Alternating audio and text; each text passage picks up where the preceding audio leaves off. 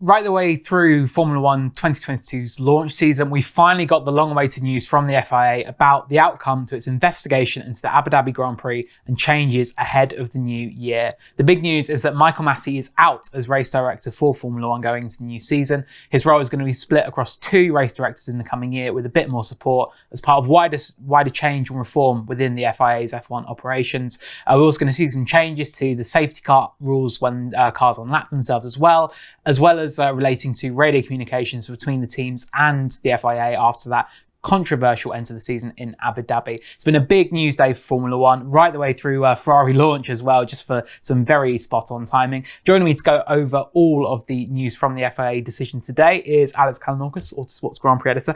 Alex, let's start from the very top. The headline news is something that everyone's been asking, I think, ever since Abu Dhabi and all of the fallout. Michael Masi is out as Formula One race director.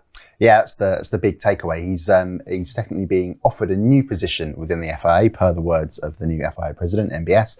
But it's interesting, really, because this piles the blame on one person. Like, yeah, okay, they're promoting him, they're keeping him involved, they're not just casting him out. But that's what the key takeaway is, as I've said. So the problem, really, it was ultimately Masi's decision that led to all the controversy in Abu Dhabi. But the FIA rulebook was too complex. It allowed for it to happen, and that's not been addressed in this announcement at all. Like, what was it? There's the sort of catch-all is up to the race director's discretion. Well, so that is still allowed for that to happen again? That's not explained. And also there has been no explanation of actually what went wrong. What did the investigation discover? What did it find out?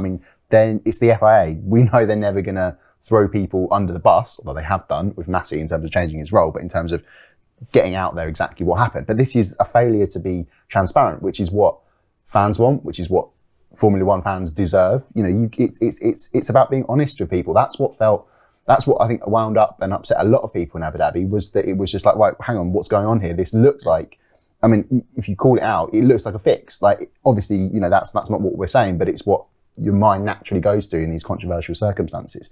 So yeah, a bit disappointing that there's no proper explanation.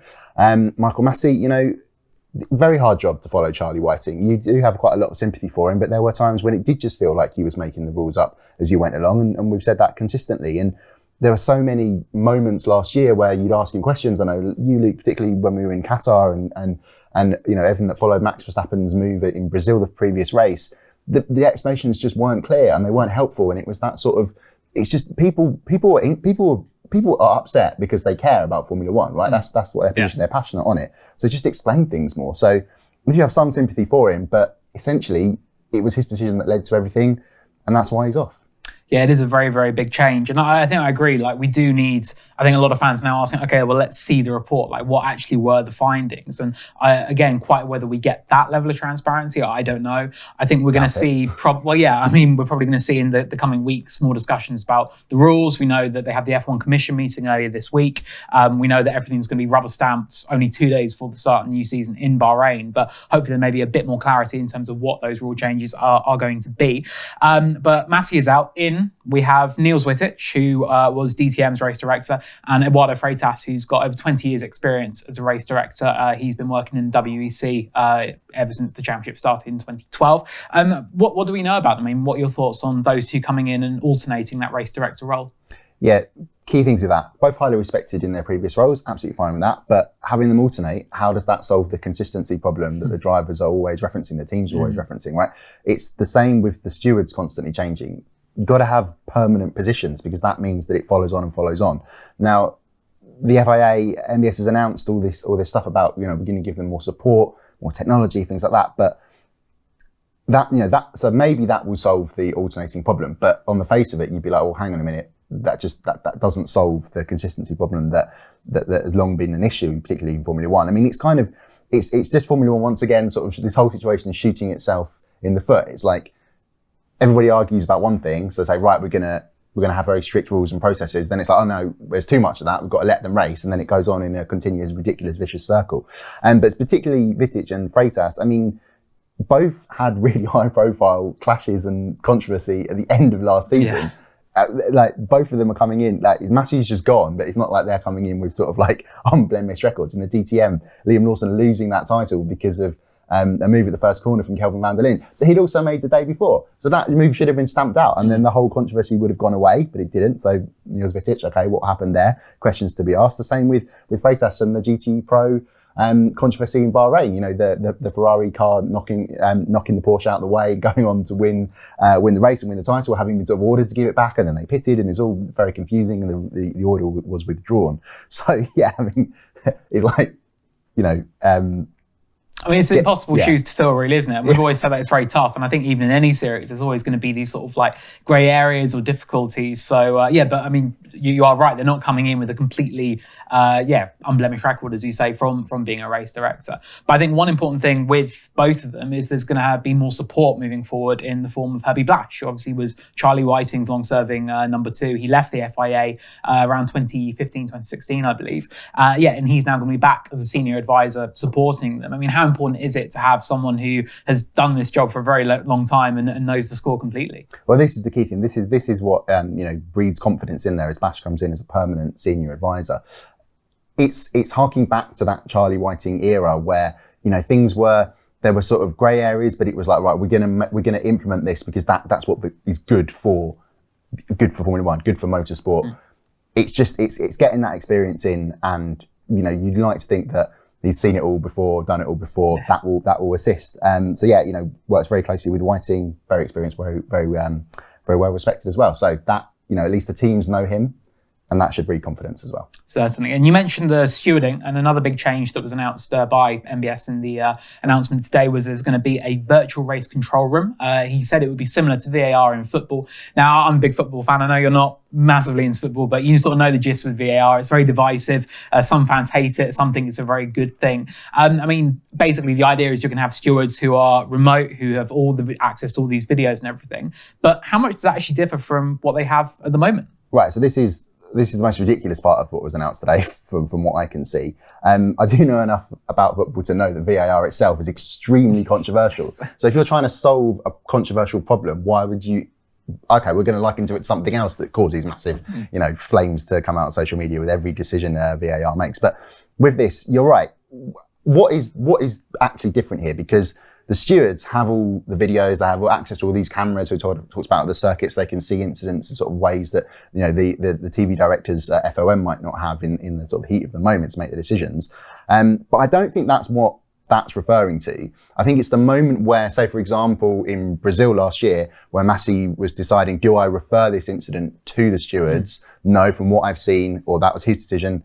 It's a let them race thing. I personally think he got that call wrong, and we know he did get that call wrong, because then when it came to the Saudi Arabia race and the similar races there, the reverse decision was taken. And so I think it must mean that this the virtual race control room will help in making that decision. So presumably there's going to be other officials watching videos, or using, is it going to be like live telemetry? Is that going to be what they're going to be using to steering inputs, brake pressure, etc.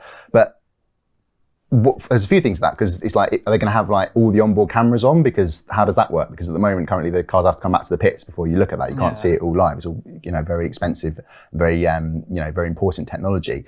But with that, it's like, okay, that's fine, but again, it's adding more complexity to this scenario, and that's where it often goes wrong. It's a strange one. It's a strange one with this, but if it works, brilliant. Of course. And another big one was the radio communications as well, because that was only midway through last season that we started seeing little graphic pop up of the radio chat between the pit wall and Michael Masi. And at first, I think everybody loved it, because they were like, this is unprecedented insight we've not heard it before. This is really cool to hear how the teams interact with what is effectively the referee. And then towards the end of the season, the other side of it came through, when we were hearing these, particularly in Abu Dhabi, these constant moans, these appeals over the radio. And I think, we did hear, particularly with what's come out since Abu Dhabi, just how much of an impact that could have, and just how much it sort of added to the whole situation and sort of added fuel to the fire, I guess. As of this season, that's gone. We're not going to have those publicly broadcast anymore. The announcement said that it's going to be changed as well, so there's a more less intrusive way of sort of appealing and going to the FIA about these decisions. I mean, on both fronts, I mean, how important is it that we remove that public broadcast? Is that denying fans something, or is that an important step to kind of, I guess, keep the secrecy around it? And also to give that extra layer to the race director where it's not going to be probably just ringing him up straight away and saying, what do you think about this? So there's more of a gradual process to it. Yeah, it's a shame really, because it was a great sort of made for TV edition, really. It added that sort of human, I don't know, it just made you really relate to the pressure that these teams are feeling in the heat of the moment. But what it did do was increase pressure on Michael Masi when you've got Christian Horner and Toto Wolff ringing him up and shouting at him, essentially arguing their point. That really wasn't a good look. I know a lot of people were quite unhappy about the Jeddah, the discussions about where to move Verstappen to on the grid. And I actually thought that was people got the wrong end of the stick there. That would, if the race had still been running by that point, Masi said, well, you either let him have the pace back, or that's going to the stewards. That's what that was. So I think that was maybe more down to the wording, wasn't it? Because I think he used the word offer at one point, and it was like that probably wasn't quite the right way to put it across. So, correct. But yeah, I agree with the point. Definitely. Yeah, it's more that people sort of just misunderstood what that was, or that was my interpretation of it. I don't think that was particularly that controversial. But with this, it is tricky, because the team sporting managers do still need to talk to the FIA. Yeah. There's going to be safety matters. For example, you would hear Red Bull was saying, I think it was Baku after Verstappen's puncture, so we had no warning of that. So you've got we recommend you red flag the race. Now, I think they were probably doing it with more selfish motivations, because Perez was leading, obviously, and maybe they thought the race was going to end there. But it's still true. If you've got, right, hang on, we've got something's happened on our car because there's a problem with the track, or there's something coming in. They need to be able to talk to the FIA. So that still should happen. Not broadcasting it, okay. I think we can live without that coming on TV, as good as it was. I think it just got a bit too pantomime, didn't it, come the end of the season? But with this, it will be still possible to ask questions to the race director according to a well-defined and non-intrusive process. Well, how is that going to work? There's no explanation. What does that mean? Like emails? Is that going to be relayed? Well, no, because Michael doesn't read his emails in the race. Exactly that. But that would be a more non-intrusive way than having someone shout down a radio or a phone to you.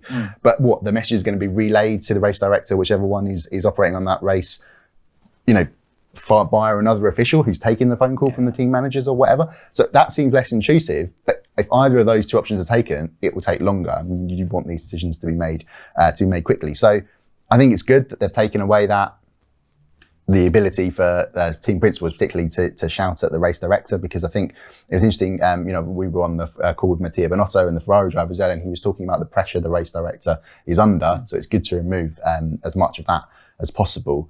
But yeah, still, a more fuller explanation. Maybe they haven't even put the systems in place yet, in which case is fair enough. But just tell us that. I think that would be easier. Yeah, I think it is very much sort of a first step, basically, they're trying to outline here. And I think that as we probably get closer to Bahrain, we'll understand it more. I imagine when we get to testing next week, we know that both Niels Vitic and Eduardo Freitas, they're going to be on site in Barcelona starting that race director role. So I think by then we'll probably get a few more answers in terms of how everything is going to work. But I think the wider point is that there is reform. Like, there are big changes coming, and it isn't just one person at the top being removed and a new person coming in, that they are looking at all of the sort of deeper processes, I guess, for how they sort of officiate Formula One.